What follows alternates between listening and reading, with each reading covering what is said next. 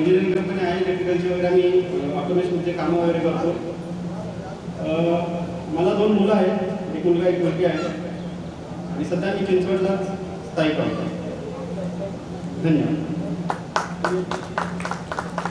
सतीश नगरला विनंती करतो.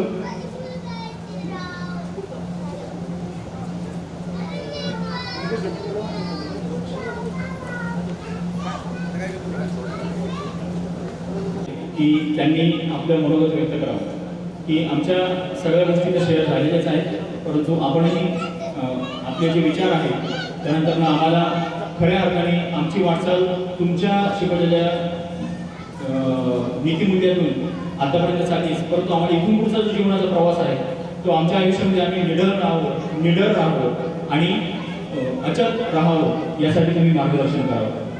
आदरणीय वागसर यांना विनंती करतो की त्यांनी आपलं मनोगत व्यक्त करावं. न बोलताही ऐकू येणारी शब्दाची ओढ असावी, न मागताही साथ देणारी तुमच्या सारख्या चांगल्या मित्रांची साथ असावी. तुमची साथ आम्हाला आहे. या शाळेमध्ये 10-11 वर्ष काम केलं आम्ही. त्या आठवणी आहे जे अजून सुद्धा कोणता आल्यानंतर चांगलं वगैरे आल्यानंतर शाळेसमोरून जाताना या शाळेकडे नजर येते. शाळेच्या आत मात्र मी ओळख नाही, परंतु गाडी चालल्यानंतर काच खाली करून शाळेकडे मी पाहतो.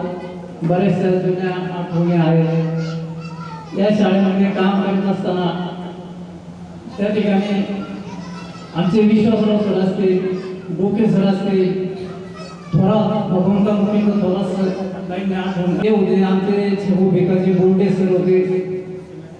मी काही दिवस शिमग्याला काम केलं त्यावेळेस बोर्डे सर होते. परे सरांनी भरपूर होतो. चांगलं आलो, सारबाद आलो, केंद्र प्रमुख झालो त्याला, नंतर मॅडम पोहेगाव केंद्र प्रमुख झाल्या. असा एक प्रवास त्या ठिकाणी केला. त्या ठिकाणी सर्व विद्यार्थी त्या ठिकाणी भेटले. काही विद्यार्थी मला ओळखून आले, त्यांना नाव विचारावं लागलं, वाईट वाटलं. आता सतीश नगरकर असतील, बबन कोकरे असतील किंवा तुषार मळे जे काही नेहमी परिचयात असतात, नेहमी संपर्कात असतात, फोन वगैरे चालू असतात, त्यांना काही नाव विचारायची गरज पडत नाही. प्रणय नगरकर सुद्धा सतीश नगरकरची बहीण चांगली बोलती पाहिजे, शिक्षिका आहे आता. तिघा भाऊ बहीण चांगले आहेत आणि काही कमी पडत नाही. आई वडिलांनी सेवा त्यांनी म्हणून हवी केलेली आहे. वासम सर असते, कुलकर्णी असते, स्वसाय कोण सर होते, विश्वासराव सर होते.